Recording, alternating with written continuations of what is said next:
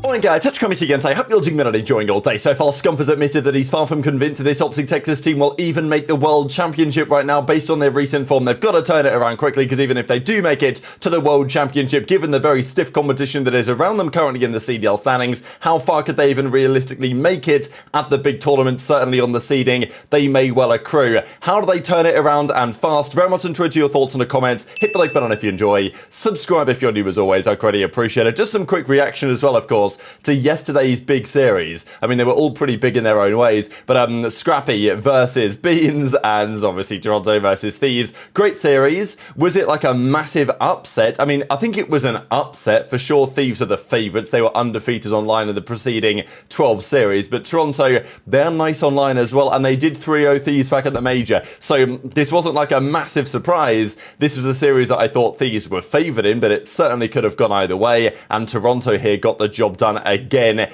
in the online environment. Even Methods just talking about it, that yeah, Thieves can't beat Ultra. That tweet that Adamu did during the off-season when he was like, look, we're going to be better than you guys next year. Well, so far, they've both won 0 events, and Toronto have looked in this specific matchup like the better team so far this year. Now, if you go to a major and Toronto can't make it to the finals but Thieves can, then obviously it's a different story. But we know that these matchups do exist, right, where teams struggle with certain opposition, and right now it seems like Thieves, Toronto are their bogey team on some level. Of course, it's not like FaZe are easy to beat either. But Beans tweeted it out, GG's Superteam LAT 132, Joe D and Beans running at them. So I love this whole Superteam gimmick, right, because obviously they're considered the Superteam, and for good reason, let's be honest. But whenever they lose, the teams that beat them, certainly Toronto will say, yeah, nice super team you've got over there, guys. You know, we're still going to beat you every single time that we play. So we'll see what happens, of course, for the rest of the season on this one. As Envoy says, GG's Ultra lost 2-3, 2 more games next weekend. So, look, Thieves will still be fine. They're still looking pretty in the standings, but we'll see the standings in a second because it's certainly relevant for some of the other teams in the league right now. There was a bit of talk over the last couple of weeks. Who are the most underrated players in the league? Players, you know, like Estriel and Geo, for example, among others, have been thrown into the conversation too. I think on the Toronto side, JoeDeceives is now getting his flowers, Beans is getting his flowers. You know, you could maybe argue Insights, but he's not been that good this year, but he's probably been a little bit better than people give him credit for, I would say.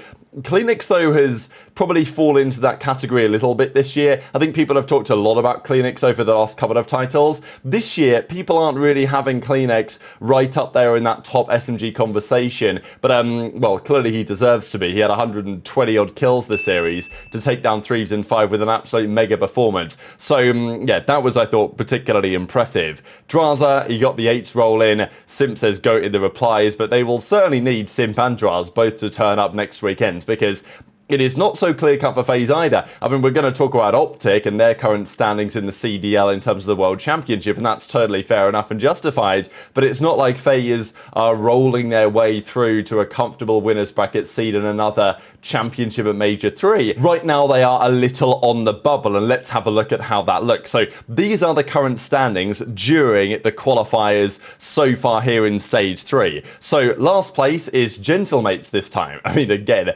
they're 0-3, 2-9 map counts. They've made a change. I think they even might be a little bit better, but it's clearly not working. And I think there is quite a lot to say on that team, really. I mean, they've brought in FeLo, they've brought in Johnny. Do I look forward to watching that team play? Not really. On some level, they've kind of given Kismet the keys. And maybe that's understandable given his good performance at the start of the season. But it looks like he's the man, because at the end of the day, Lindsay's benched and Kiz stays, and Priest has gone and Skyz is gone. So everyone's gone, apart from Kismet, who remains in that roster at the start of the season. So he stays, but the team is no better, right? And maybe that's expected, maybe it's not, but whatever, they are cooked regardless. So they're going to be down there in the losers bracket for the major. Now, Miami are 3-0. So you get to 3 wins, you've got no issues at all. And even if you're Thieves, you get to 2 wins, but you're 8-3 map counts, no issues there. Boston 2-1, 8-4 map counts. You know, they should be pretty comfortable with that as well. It's not guaranteed. I mean, if you're 8-4 map count, you get double 3-0s. All of a sudden, you're going to be on the bubble a little bit, but that's probably not going to be happening. If you're Toronto, though, you're 2-1 with a 6-7 map count. you know, obviously then you've got something to think about, but really that's only because they got 3-0'd by Boston. I mean, they didn't really, but obviously they did get 3-0'd because they forfeit the series and there was all the drama. So that's why the map counts are the way that they are, but in their other series that they've, you know, won against FaZe and Thieves, they've done so in very close fought fashions. But OpTic, they're 2-2. They're 8-8 map count. Ravens are 2-2 with a 9-9 map count. And then you've got FaZe at 1-2 with a 6-7 map count. So it really is still all to play for. I mean, even, let's say, Cloud9, they're 3-8 map count. It's not great, but if they win both of their last 2 series, they will, of course, qualify. And even Rocker, they're currently 11th at 1-3, but they're 9-11 map count, which means if they beat their team they've got to play, which unfortunately for them maybe is the #1 seed in Heretics, that's the game they play next weekends. But it's not like Heretics, I wouldn't say, are unbeatable. I mean, look, they've just beaten FaZe and OpTic back-to-back, and are they going to be favoured against Rocker? Sure.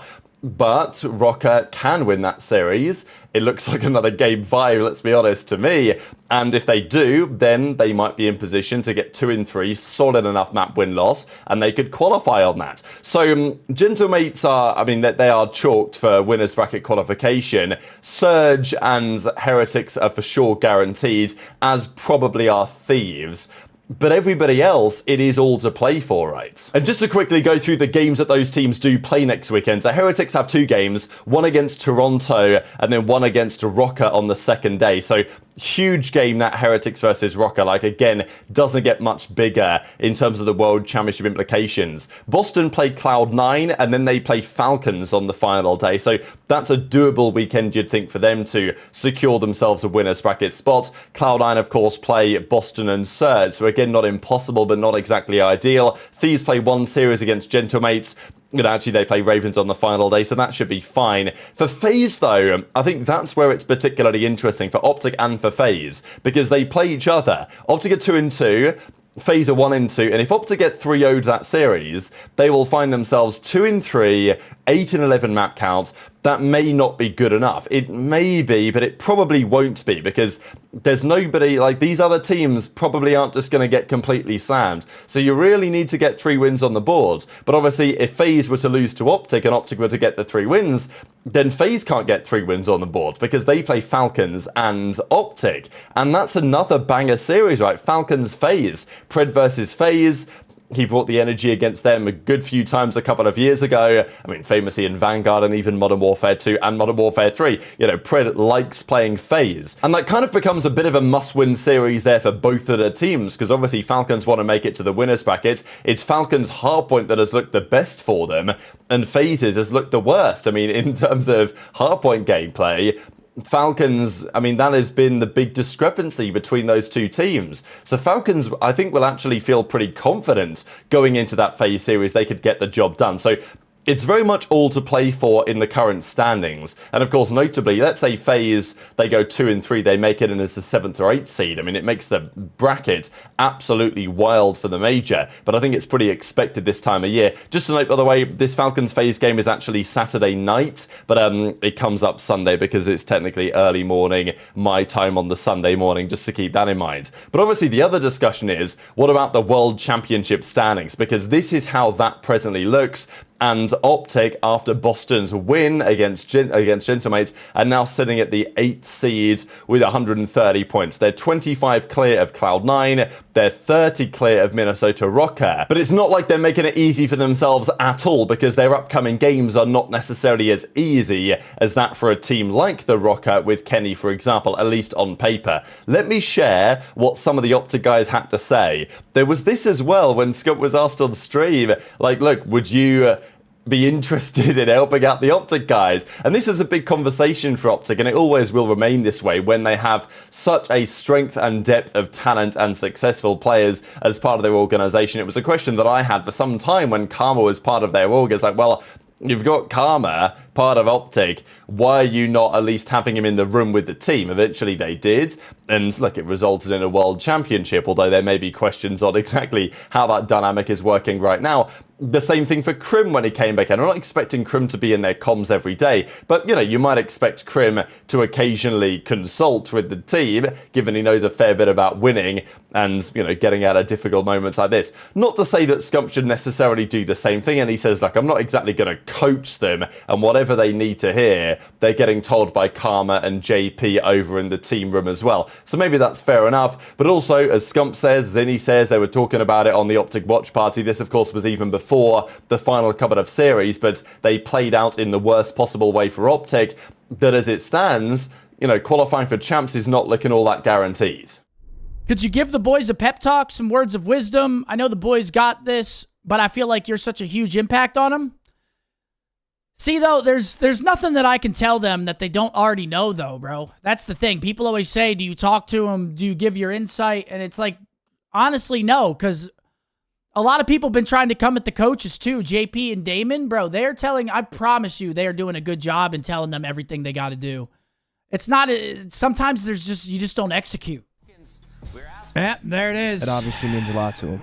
Fucking 1-20. Miami passes us in the regular season standings as well, which also very important. Obviously, that match is important. Miami takes, what, 6th from us? Now we're in 7th? Fuck. And Boston is 1 series back from us. And they're probably going to win today. And they're probably going to beat LAG. Bro, we're in serious, like, oh, man. We still have 3. We're still top 8, though. We still have 3 series over Minnesota. Luckily, they're losing their Game 5, round 11s every time, or that would be scary. It's starting to get very, very worrying, man. It's one thing if we're losing against top teams, If we start in losers at the next major... Yeah, we're in serious, like, holy shit, we need to have an insane stage 4 to make champs. Fuck, man. I mean, dude, it could come down to us. It could literally come down to major 4, us making champs or not. Yep. Is there afraid that we might make champs? Jesus. For the people saying that we're not going to make champs is fucking laughable. You guys literally think we're dog shit. Listen, bro. This whole stage, just be ready, man. And to be fair, you guys, I mean, for what happened last stage, I mean, you guys, that's why, listen, I'm not saying shit. All right, listen, I ain't saying anything, just keep watching.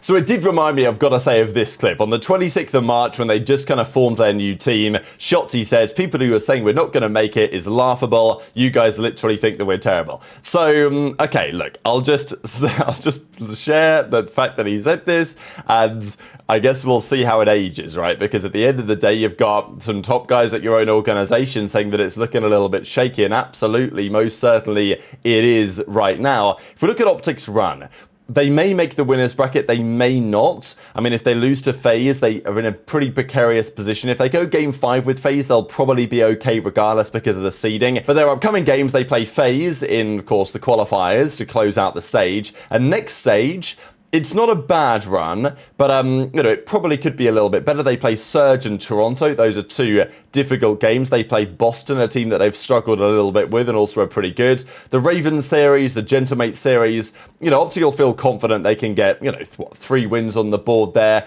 3 and 2. That would put them in a pretty good position, to be fair. But it really is all going to come down to the majors, because you look at a team like the Minnesota Rocker, and they need some good results in the majors, but I think they're a team that potentially could do so. Their run is actually very similar to OpTic's. It's pretty much the same. They've got Falcons instead of Boston, so whether that's better or worse, I guess we'll see. But their qualifier run, Rocker, is basically the same as OpTic's is for the final stage, so they're going to be fighting hard. Cloud9's on paper is tough, and I don't really... It's difficult to have much confidence in Cloud9, really, even with their result yesterday, because, I mean, look at this stage. Falcons, Ultra, FaZe, Miami, Thieves.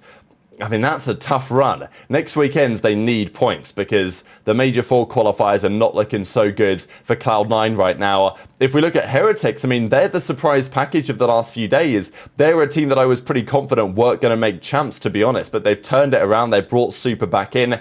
and their run is doable, you know? I mean, next weekend, Toronto and Rocket, 2 very big games indeed for them, and then their run in the qualifiers is, you know, it's maybe not ideal, but it's certainly better than it could be. But they're not wrong on the discussion that, yeah, it's going to come down to Major 4. It's going to come down to Major 4 for a lot of teams, and it's all going to go down to the wire. Will OpTic have enough to get over the line? I think they should. I mean, they probably will, but on the evidence of what they played over the last couple of days, it's difficult to justify that especially easily. But very much interested your thoughts on all of this stuff in the comment section below. Hit the like button if you enjoyed, subscribe if you're new, take care, and I'll see you next time.